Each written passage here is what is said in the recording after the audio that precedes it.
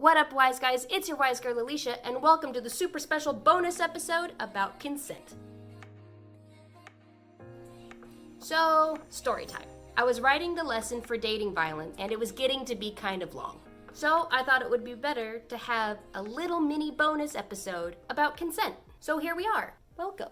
Let's talk about consent. So first of all, what is consent? In short, it's giving permission to someone to do something. For example, when you go to the doctor and they ask for your consent for treatment. Or even when you download an app. You know, when it asks you if you accept the terms and agreements.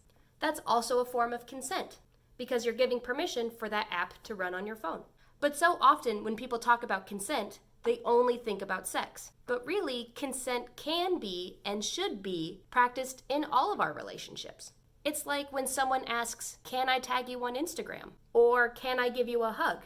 Those are really easy ways that we practice consent every day in our friendships and other relationships. And when you practice consent in those relationships, it can then be easier to practice consent in sexual relationships. And when it comes to romantic or sexual relationships, the best thing to remember is that everyone loves fries. Fries, like French fries, like a burger and fries. F-R-I-E-S,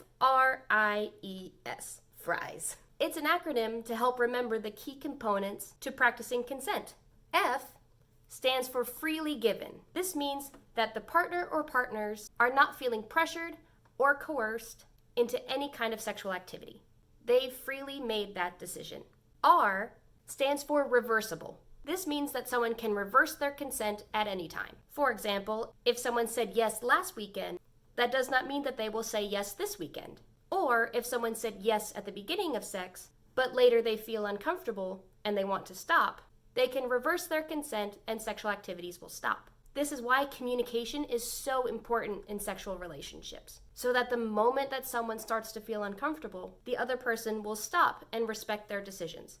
I stands for informed. Informed consent means that all partners understand the risks and consequences of their actions. This can include understanding the forms of sexually transmitted infection protection, like condoms or dental dams, and how to use them correctly. This can also include understanding any birth control methods that are being used. Being informed is all about understanding the risks and consequences.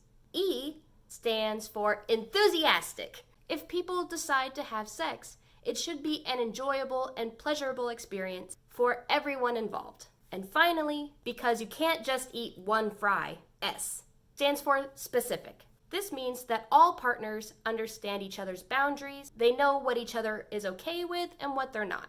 So the important takeaway from this bonus lesson is that fries are delicious and they can help us remember consent. Freely given, reversible, informed, enthusiastic, and specific. Before we go, the question of the day is, which letter from fries stands out to you the most?